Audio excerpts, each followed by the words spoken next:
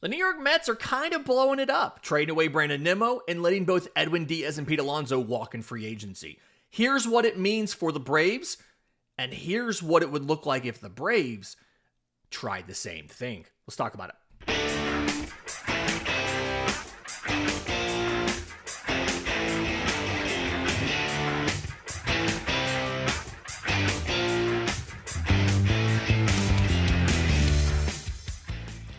Yes, welcome on into Braves Today for Thursday, December 11th. Your source for news, notes, and updates on your Atlanta Braves. I'm your host, Lindsey Crosby. Follow me on social media at Crosby Baseball. You can follow the show on X, Braves_today. We have a Facebook page and an Instagram as well. You can find all of my written work, bravestoday.com. That's the Braves Today Substack, as this is both a podcast and a newsletter.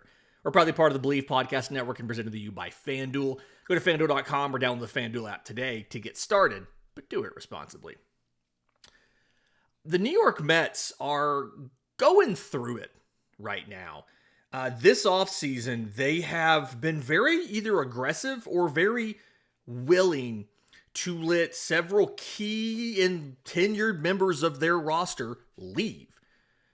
They traded away Brandon Nimmo. If I remember right, he was the longest tenured Met at the time of the trade. They sent him to the Texas Rangers in exchange for Marcus Semien, who is already 35 years old, is owed, I think it's $72 million over the final 3 years of his deal, and has declined offensively to the point where he is, I think at best, going to be league average over the final 3 years of this deal.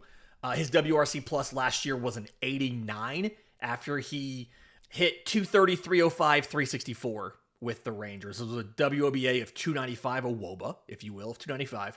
He still played good defense, though.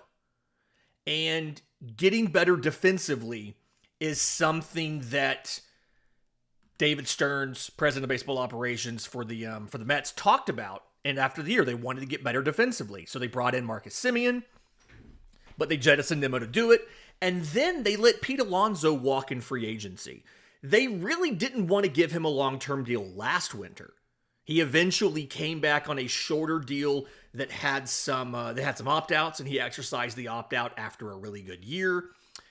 But he signed a 5-year, $155 million deal with the Baltimore Orioles.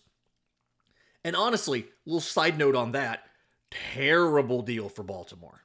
$31 million a year, the AAV. That is the highest AAV in team history. The total of $155 million is the second largest contract in team history. But this should be a giant warning flag because the biggest contract in team history is Chris Davis. And Chris Davis was not good for them. And they're still paying him deferred money because there was so much money deferred on that deal.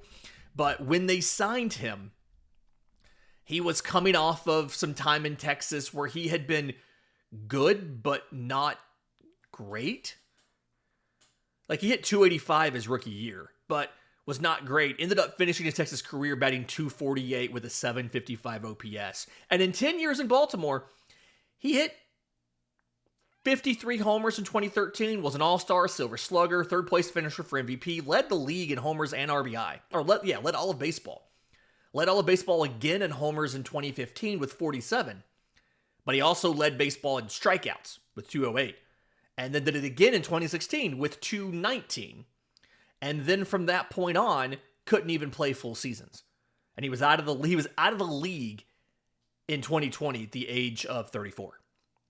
Just a terrible deal for Baltimore. And I'm worried Pete Alonzo is going to age like that. Because Pete Alonzo was already the worst first base defender in baseball. He was the Bo Bichette of first base. And so by the Mets saying they wanted to get better defensively, all they had to do was just let Pete walk, and they're going to get better defensively. And yes, Pete Alonzo was a very good hitter this last year. I saw some people argue that it was actually the best offensive year of his career. Had an 871 OPS, a 144 OPS plus, second highest of his career behind just 2022. 38 bombs, 126 RBI, Here's the secret, though. I think people are kind of not understanding the dynamic that went into 2025 for Pete Alonso. 126 RBI, yes. He took more at-bats with a runner on base than anybody else in baseball because Juan Soto was in front of him. He wasn't giving Juan Soto protection. Juan Soto was setting him up for success. So, one, whoever's going to bat behind Juan Soto next year, get that guy in fantasy. But it's just like it's another defection. You know, the Mets letting a homegrown guy, they drafted Pete Alonso in the second round in 2016. The only organization he had played for, the only uniform he had put on in professional baseball was a Mets uniform. Up until his introductory press conference in Baltimore, he'll put an Orioles uniform on. Again, I think it's going to be a terrible deal for the Orioles. I really do. But they got a veteran. They got some big offense to add to a very young and I could say kind of underperforming offense. Like a lot of guys, Adley struggled recently. Jackson Holiday's struggled to acclimate. Like they need this power behind it, and they need a bunch of pitching, and so do the Mets. Speaking of pitching, the Mets also lost Edwin Diaz.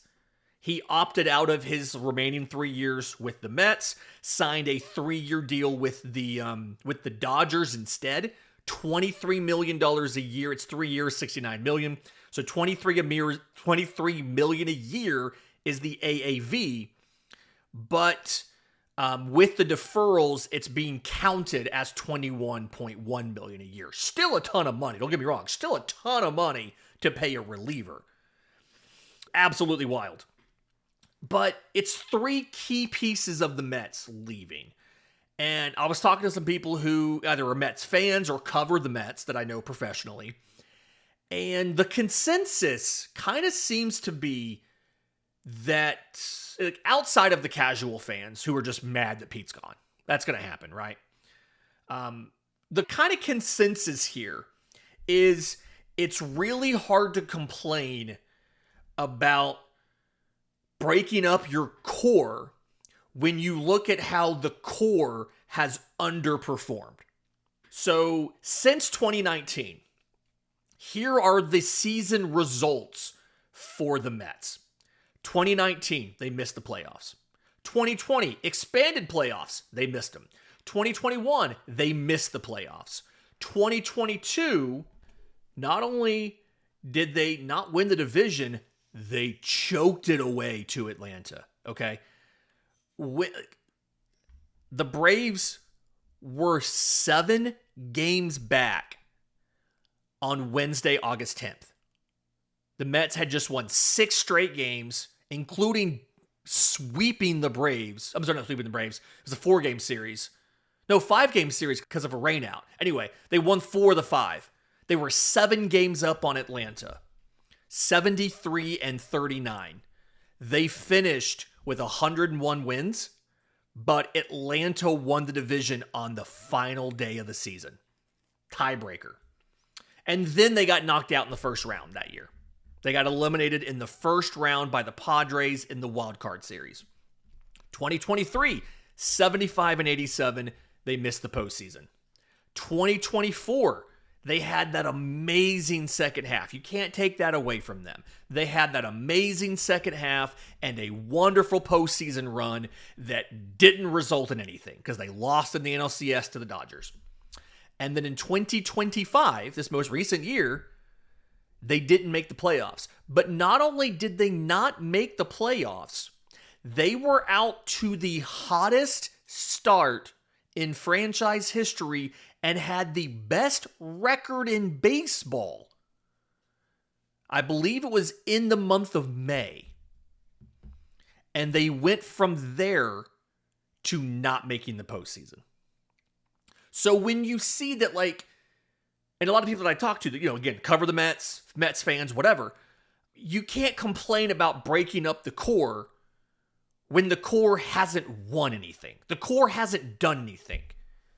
They didn't win any division titles in there. They won a grand total of 2 postseason series. You go back to 2024, they beat the Brewers 2-1 in the wild card. They beat the Phillies 3-1 in the division series and then just got whooped by the Dodgers 4-2. And I'm not saying Atlanta was better. Atlanta lost in the in 24 in the wild card, right? Like, I'm not saying Atlanta was any better in 24, but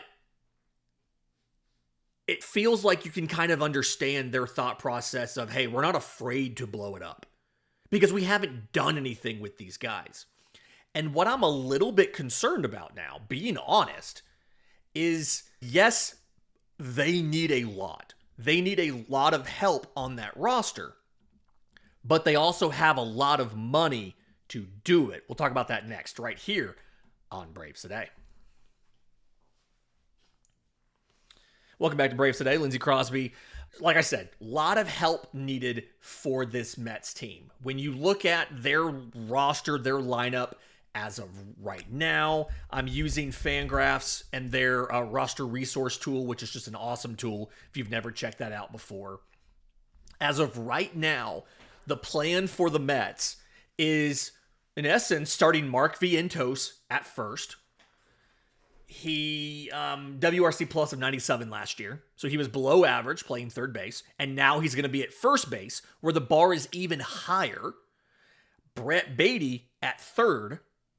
They've got Tyrone Taylor as their starting center fielder, with Jeff McNeil in left, Juan Soto in right. They still got Lindor. They still have Simeon. They still have Francisco Alvarez. They've got good pieces. Their bench includes Luis Torrens as the backup catcher. Luis Angel Acuna, Ronald's little brother, is on the bench. He's out of options. They've got lefty Jared Young, can play outfield.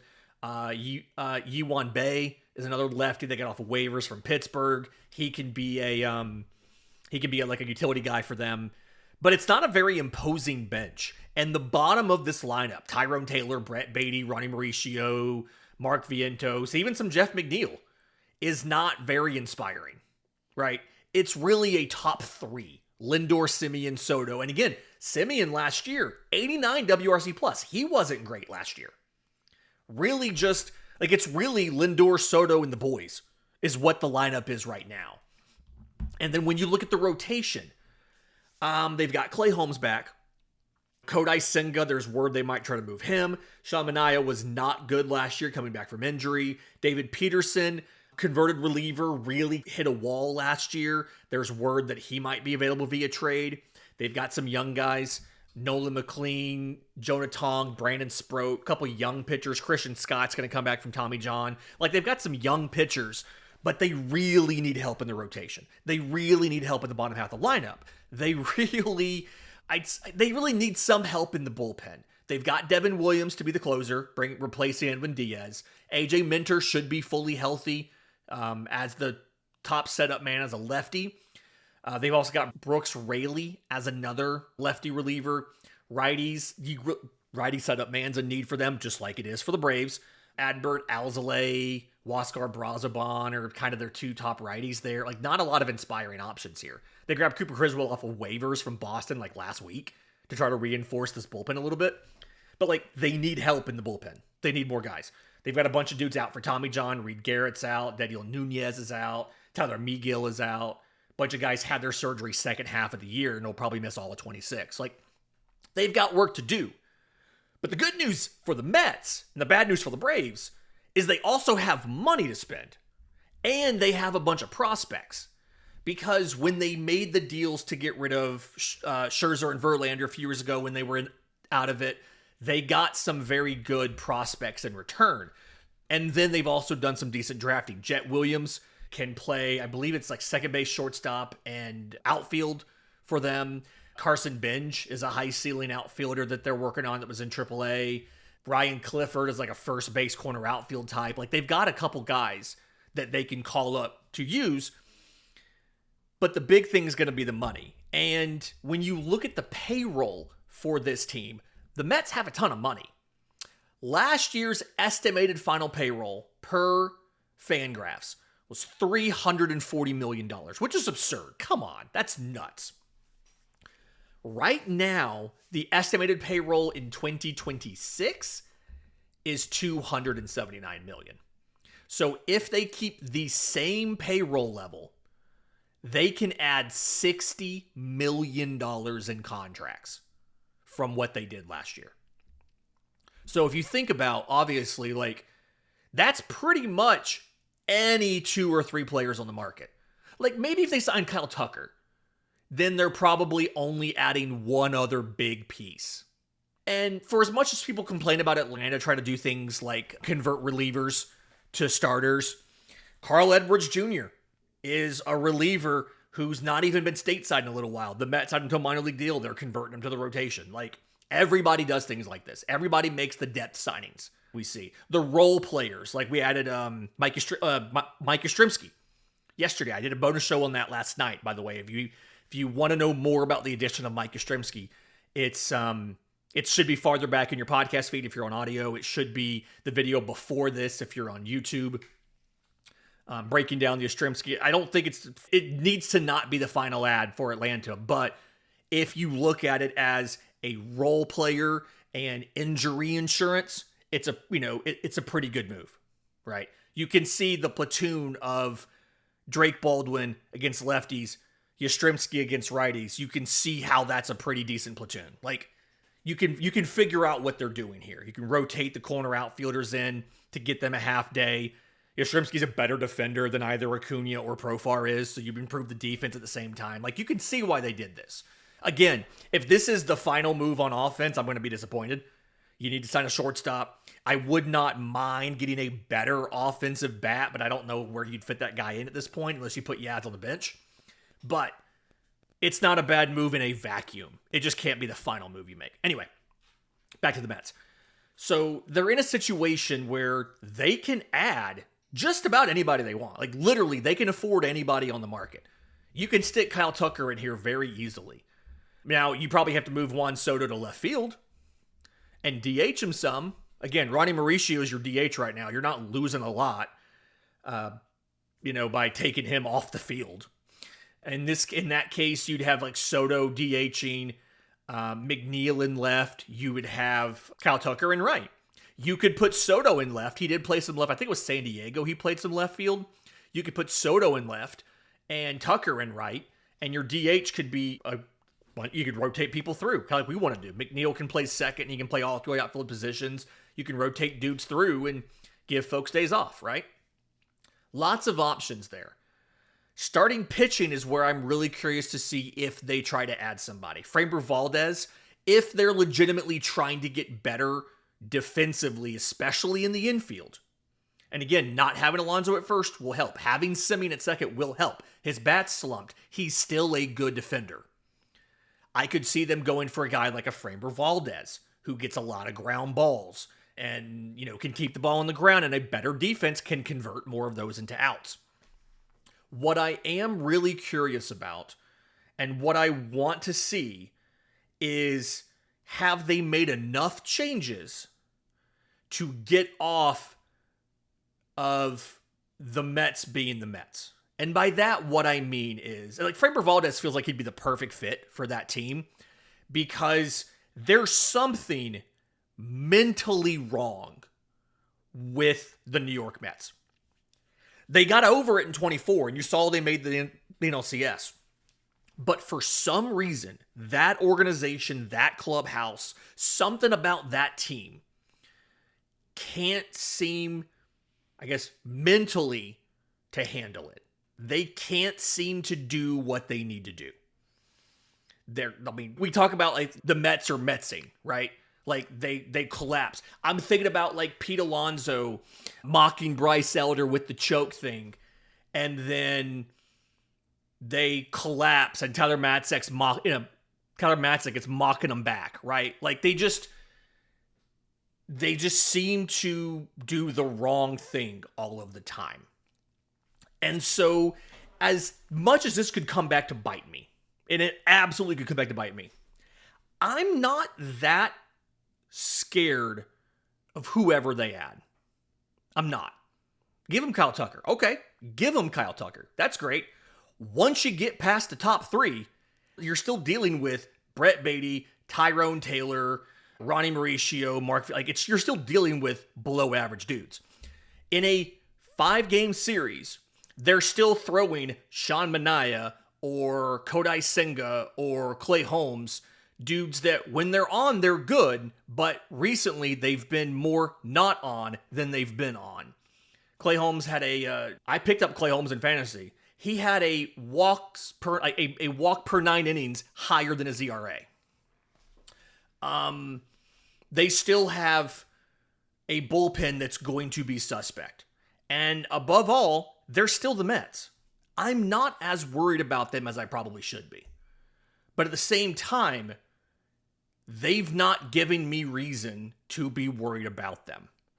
In their best season in at least a decade, when they went to the NLCS, they finished the regular season in third place. In not best season, the season where they've gone the deepest into the postseason, they were a third place team. They just got hot in the postseason. We've talked about the postseason's a different animal. In their best win-loss season, 2022, they won 101 games. They still couldn't get past the Atlanta Braves. To me, Mets can do whatever they want, throw all the money around they want. I'm still more concerned with Philadelphia than I am with Atlanta. And I do think Philly, especially if they pay a bunch of money to bring back Real Muto, like they brought back Schwarber, Philly's kind of in that similar situation as New York of, the top of the lineup's really good, but once you get past the first couple guys, it's a lot easier to handle. The flip side is Philly actually has good pitching, unlike what the Mets have. But what I want to talk about is the offense and the Braves. This is a Braves podcast after all. And we saw the Mets do a little mini blow it up here. What if the Braves have another disappointing season in 26? I don't want to think about it, but it could happen. Right? 24 wasn't great. 25 was even worse. What if 26 is another bad season? What do you do then? We'll talk about it next, right here on Braves Today. Final segment of Braves Today, Lindsey Crosby. Not the final season of Braves Today. Final segment of Braves Today, Lindsey Crosby here. Okay, so it is no surprise to anybody, obviously. 2025 was a disappointment for the Atlanta Braves. When you look at what the Braves did, 2024 wasn't great. They didn't win the division for the first time in a while. They were 89-73, not bad, but they didn't win the division. They limped into the postseason. Literally limped to the postseason. Chris Sale was hurt and didn't pitch that final series. Lost the wild card series to the Padres 2-0. Didn't win a game in the postseason. Done. Second straight postseason that they did not get out of their first round matchup. And you thought it couldn't get worse. So 2025 comes around and they not only don't make the postseason, they have a losing record. They're in fourth place. Right? Things were so bad that they were behind the Marlins. So we're all really anxious for the team to be better. And I've seen, trust me, every time on social media I talk about a signing, right? We grab a guy off of waivers to be depth in Gwinnett, right? We sign Mike Yastrzemski to be a part-time platoon player to hold a specific role and to be injury insurance. I see all the comments, right? I see that people are not happy. One of the first comments I got when I put the Yaz news out there was, oh great, the Phillies signed Kyle Schwarber and we signed a role player who hit 230. And it's well, they brought him back a year older and more expensive. We added another piece because even though we went into last year's spring training with Michael Harris, with Jurickson Profar, and with Ronald Acuna Jr. on the roster, we gave over 600 plate appearances to the combination of Alex Verdugo, Brian De La Cruz, Jared Kelnick, Eli White, Stuart Fairchild, and Jake Fraley. So we added a better quality depth option than those guys. That's what we did. It's a good move, objectively. Again, assuming it's not the last thing you do. Okay? But I hear it. I hear people are not happy. And it got me wondering, if you have another bad season like you had in 25 or in 24. And you could make the argument, it's not 100% that fault, but you could make the argument that the 24 underperformance was because you lost a bunch of hitters. You remember we remember the whole stat that came out that said the Braves were the first team in baseball history to have, I think it was 3 opening day starters miss the final 30 plus games of the season in the postseason on the injured list. And that's underselling it, right? The Braves got a grand total of 6 innings from the opening day lineup because Sean Murphy left in the 7th inning of game 1 with the injury. And just by the time he was back, Ronald was gone. And it just kept going from there. At different times, you were starting a trade acquisition in Jorge Soler, and you were starting 3 different DFA defenders. Whit Merrifield at second, G. Urshela at third, and Ramon Laureano in left. You were starting 3 different DFA guys in your everyday lineup. So it was bad. And then 25, obviously, you had the pitching injuries, right? You lost all 5 opening day starters to the 60-day IL, and they were all on it at the same time. No team in baseball has the pitching depth to replace their entire rotation after 2/3 of the season. Nobody. And there's no reasonable way to be prepared for that extent of injuries.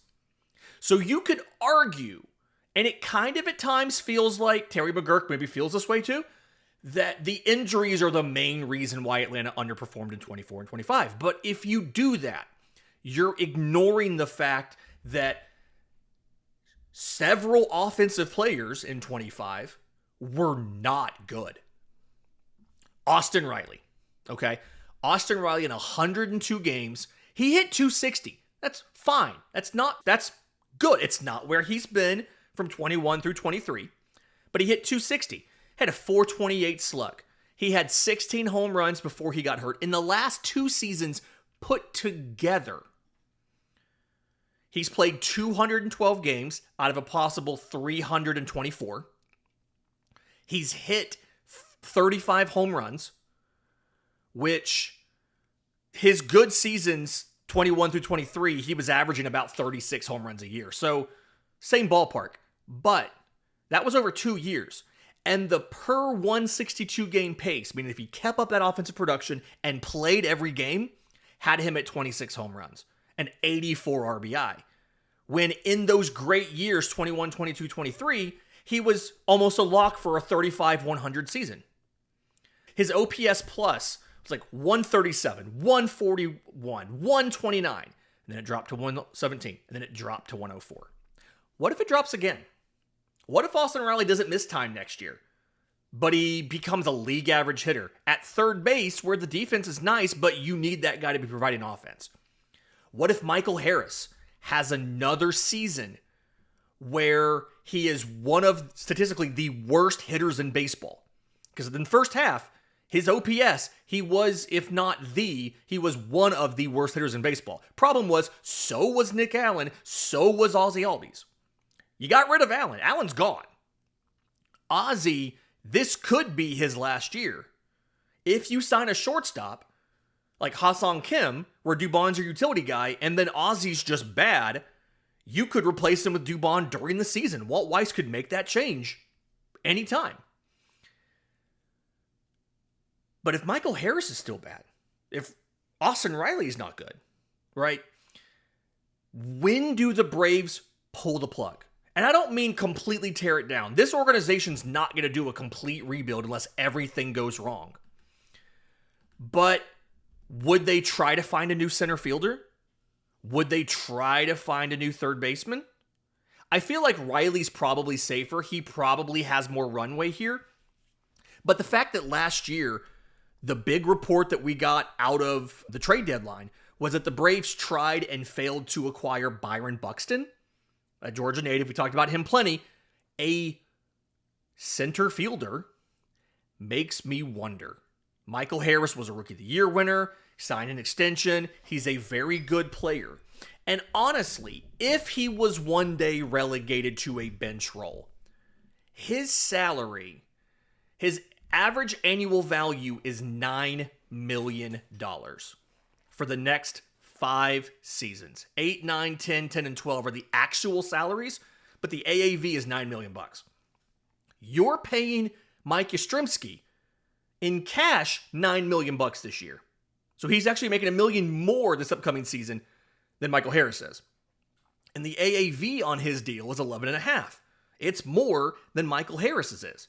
And the plan as of now is for Yaz to be a fourth outfielder, a rotational guy who rotates in the corners, lets those guys DH from time to time, and hits righties. So at what point would we see the Braves move on from some of these long-term deals? I feel like the first one you would consider, you would think would be Harris. But again, $9 million is not that much in the grand scheme of things. He's not been a good hitter. His defense has been very good. I talked about this on Braves Today just the other day on the newsletter. $11 million is the going rate for one WAR in free agency, one win above replacement. Last year, Michael Harris, on the virtue of his defense virtually alone, was worth 1.4 WAR. So you still got value on the money you were spending on Michael Harris, but he wasn't good. And if he's not good again, does Atlanta try to make a move to bring in a center fielder? Does Atlanta ship him out and send him somewhere else? Do they make him a platoon or a bench bat? What do they do? And the other issue you have on this is, once a player hits 5 years of service, you have to have his consent to option him to the minors. So if you wanted to send Michael Harris down, one, he would still get paid his contract, and that money would still count on the CBTs. There's no point. It's not, you can't dodge the money that way. That used to be a rule, or that used to not be a rule. And you could just not have the money count against your luxury tax by putting the guy in the minors. And the Boston Red Sox abused it a little bit one year, and ever since then, now it always counts. But, it's just been a rule the last couple CBAs. But this is the season. After this season, you're not able to send Michael Harris down. So, would the Braves accept, let's say he continues doing exactly what he did. Last year, he hit .249 with a .268 on base and a .409 slug, a WRC plus of 83. Would they keep that at the major league level? Would they keep him in center field for his defense? Would they keep him on the bench as a fourth outfielder? Would they send him down for everyday reps to see if he could get better? I really feel like Matt Olson, you're happy with Matt Olson. He wouldn't be gone. Obviously, you're not getting rid of Ronald. Sean Murphy's another guy that maybe if coming out of the hip injury, he continues to struggle offensively. Do they see if he can get hot and build a little bit of value back and then move on from him after this season? Maybe. It's possible. But I feel like a lot of these guys are either the contract is short enough where you're not going to try to get out of it. Ozzy. Worst case scenario, Ozzy's bad this year. You don't pick up the option next year, he's gone. But Michael Harris and Austin Riley. Riley has the biggest contract in franchise history. They're going to give him as much time as they can to see if he can get back to those 21 through 23 numbers. Michael Harris is the big question for me. What do you do with him? If he is bad again this year, do you move him in a trade? Do you send him down to AAA for the season ends so that he doesn't get 5 years of service time and be able to block any move to the minors? Do you put him on the bench? What do they do? Curious to know what you think. I don't want to think about this. I don't want to think about the Braves being bad in 26. But the Mets halfway blown it up made me wonder. So let me know what you would do. I'm on social media at Crosby Baseball. You can email us, contact@bravestoday.com, all that good stuff. Do me a favor, if you're listening on audio, a 5-star review would be fantastic. Apple, Spotify, wherever you get your podcasts. If you're watching on YouTube, subscribe to the channel, hit the notification bell so that you know when we go live, we drop a bonus episode like I did for Yastrzemski last night, or whatever else it might be. Until next time, this has been Braves Today.